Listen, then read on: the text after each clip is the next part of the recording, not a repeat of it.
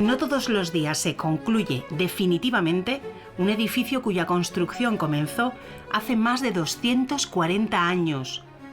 Hace unos meses volvieron a la vida las casas consistoriales de la ciudad gaditana de San Fernando. Y lo han hecho después de una impresionante obra que ha rehabilitado y hecho renacer en el siglo XXI lo que comenzó en el XVIII.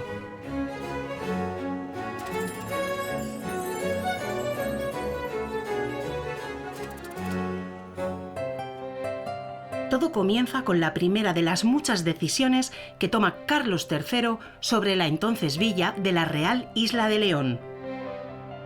En 1766 le concede ayuntamiento propio y poco después la convierte en el primer departamento marítimo al trasladar los cuerpos de marina desde Cádiz.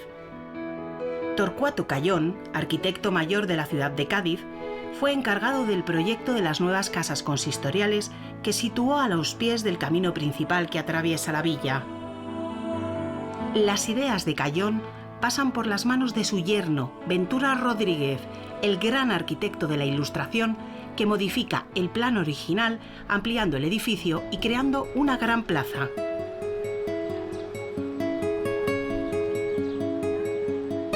Querían los ilustrados que fuera un edificio que representara el poder real, el poder del Estado, y que fuera simbólico de esas ideas ilustradas del racionalismo, y eso se va a ver tanto en el concepto de la plaza como en el concepto del propio edificio, que además se piensa que sea generador de una trama urbana racional, de carácter ortogonal, de gran raigambre en la historia del urbanismo español. El edificio ha sido lugar de acontecimientos decisivos en la historia de España. El 24 de septiembre de 1810, el parlamentarismo contemporáneo español, aquí es donde por primera vez se reúnen los diputados para establecer la fórmula del juramento que van a hacer el mismo día en la Iglesia Mayor Parroquial de San Fernando. Esto ha sido sede del Consejo de Regencia. Sabemos que en aquel momento el rey Fernando VII estaba fuera de España, se había ido con su padre a Bayona, aquellos sucesos que ocurrieron, y entonces aquí estuvo radicado la regencia, es decir, que esto fue, diríamos también en términos modernos, un palacio real. A Torcuato Cayón le sucedieron los arquitectos Albizu y Benjumeda. La crisis socioeconómica detuvo los trabajos hasta que a finales del XIX se pide a Amadeo Rodríguez que continúe las obras paralizadas. El proyecto de Rodríguez será el que termine el edificio y le da la apariencia que conocemos. La Plaza del Rey, en clara referencia a Carlos III, se convirtió en el corazón de la ciudad, que vio durante décadas levantarse el que es un monumental ayuntamiento, el mayor de Andalucía y uno de los más grandes de España. El concepto de casas consistoriales está en el origen de esas dimensiones. Estamos acostumbrados a tener monumentos en España, catedrales, palacios, monasterios, pero no un equipamiento construido para el pueblo al hilo de la cultura de la Ilustración. Además, hoy en día las ciudades tienen muchos equipamientos, escuelas, ayuntamientos, palacios de justicia, pero este es un edificio construido para albergarlos todos en un momento de arranque de esas políticas. Y era una aventura para el primer arquitecto imposible. Diseñó una retícula y ahí fue alojando pues, el mercado, la guardia, la cárcel, el Palacio de Justicia, en planta primera la alcaldía, escuelas, graneros, notarios. Esto produce un salto arquitectónico relevante en el momento porque obliga a los arquitectos a pensar en la funcionalidad. Y en este edificio se evidencia ese esfuerzo, los éxitos y también un poco los fracasos, ¿no? 100 años después de la conclusión de las obras, el edificio presentaba graves señales de la necesidad de una rehabilitación en profundidad. Se convocó un concurso internacional al que concurrieron más de 70 trabajos. El nombre del proyecto ganador, La leyenda del tiempo, recuerda uno de los grandes éxitos de Camarón de la Isla, ilustre vecino de San Fernando.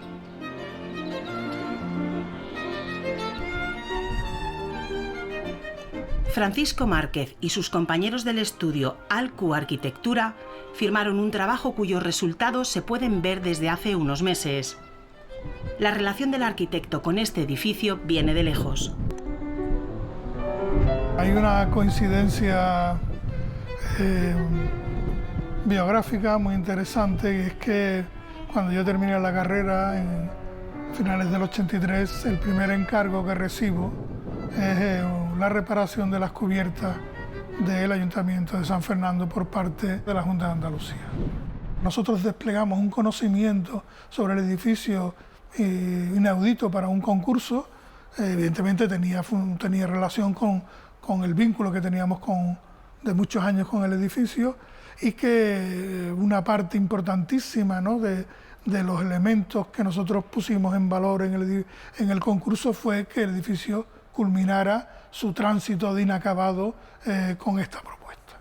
Hay ideologías a la hora de abordar la intervención en el patrimonio, unas más cercanas al concepto de no tocar el bien cultural y otras más escoradas a intervenir con una cierta profundidad para darle vitalidad.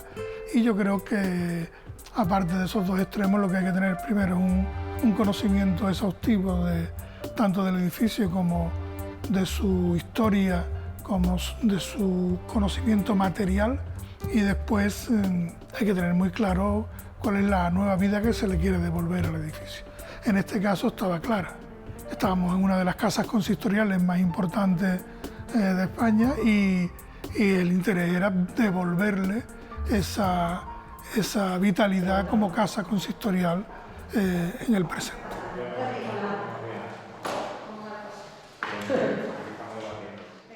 Una de las cuestiones más importantes de la intervención fue clarificar, pues, todo lo que significaba el sentido público, ¿no?, del edificio, y eso tiene que ver con dos aspectos clave, ¿no? El primero era recuperar su dimensión urbana. Estamos en un lugar estratégico de la propia ciudad. La propia implantación del edificio, digamos, en una cota intermedia entre la parte más alta y digamos, más baja, hacía que necesario recuperar este paisaje urbano donde nos encontramos ahora mismo, como un pasaje fundamental que conectara la plaza con la parte trasera donde actualmente está el mercado. En el segundo aspecto o sentido era la propia clarificación de los recorridos del edificio frente a la complejidad que había ido adquiriendo por intervenciones parciales que se habían realizado a lo largo del tiempo. Desde el punto de vista programático, nosotros queríamos entender la dimensión, digamos, contemporánea de lo que significa un edificio público como un ayuntamiento.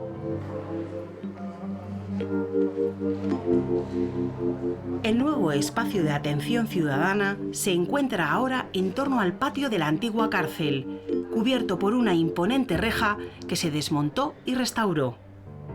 Presente y pasado, marcados por el futuro, se dan la mano en muchos rincones del edificio. La propia construcción, que duró muchísimo tiempo, pues se fue improvisando. El segundo arquitecto, cuando muere el primero, a los 10 años, tiene la misión de dar más espacio al programa para cárcel. Y hace una reforma de la que surge el espacio en el que estamos ahora, que es el patio de recreo de los presos. Y en torno a este patio estaban los presos masculinos, estaban en una entreplanta, puesto que el espacio tiene 8 metros de altura, las mujeres. En la planta baja, debajo de las mujeres, estaba la guardia, y en primera crujía estaba la sala donde se impartía justicia. Y un aspecto muy interesante es que el segundo arquitecto, Pedro Albizu, tuvo dificultades en encajar en la planta todas las relaciones entre estos distintos programas, y pensó en resolverlo espacialmente colocando la capilla a nivel de entreplanta. Eso permitía a los hombres escuchar la misa desde abajo, a las mujeres desde su nivel, pero también la gente de la primera planta podía escuchar misa también. Como anécdota, la rehabilitación ha servido, entre otras cosas, para sacar a la luz un espacio que se hizo a posteriori y que tuvo su trágica utilidad durante años: las mazmorras.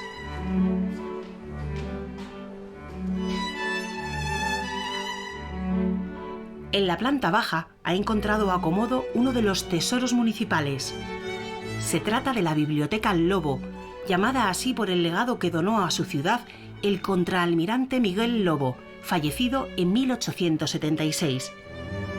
Este marino, uno de los personajes más relevantes de la Armada en el siglo XIX, fue un bibliófilo que, gracias a sus destinos y viajes, reunió una interesante colección tanto de fondos bibliográficos como de autógrafos.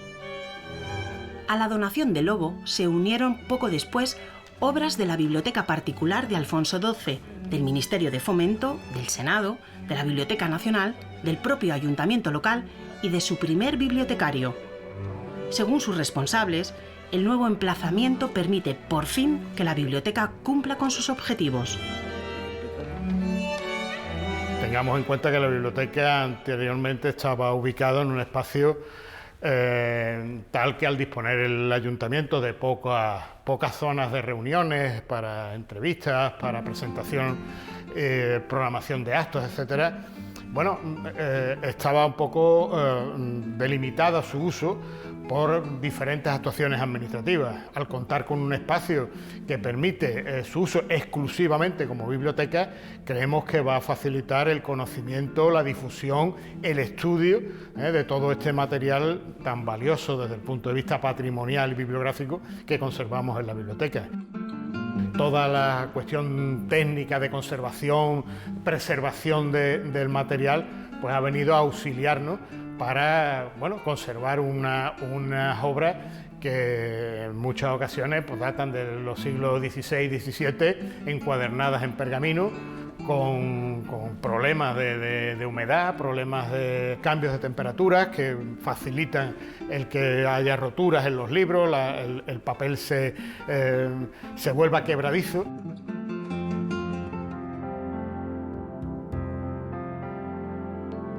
En la primera planta se ha recuperado el área institucional de la alcaldía, una de las más llamativas del edificio y cuyo diseño deja ver a las claras las influencias del siglo XIX.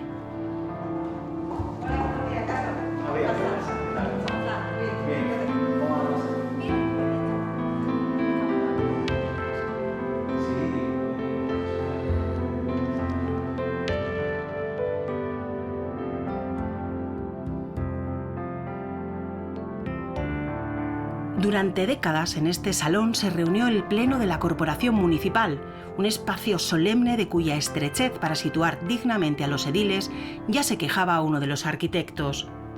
La minuciosa recuperación de sus elementos, junto con la nueva adecuación técnica, lo han convertido en un más que digno salón de recepciones.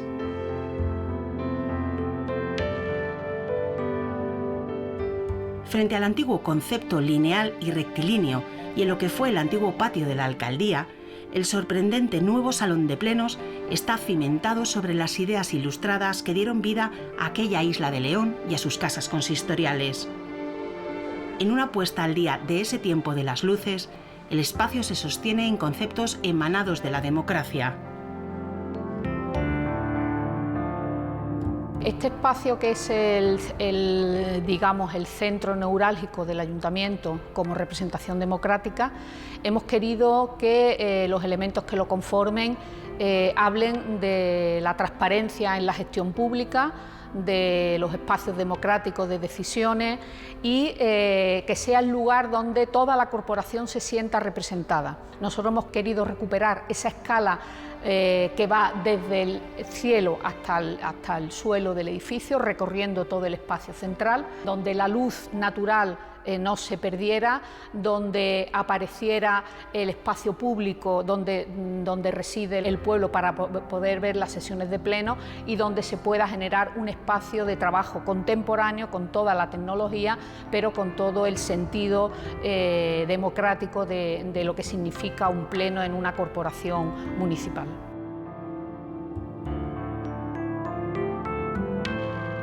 Sabemos que la luz en la zona de la Bahía de Cádiz es muy intensa, muy importante, y queríamos primero recoger ese aspecto en el interior del edificio, pero a la vez que la queríamos matizar.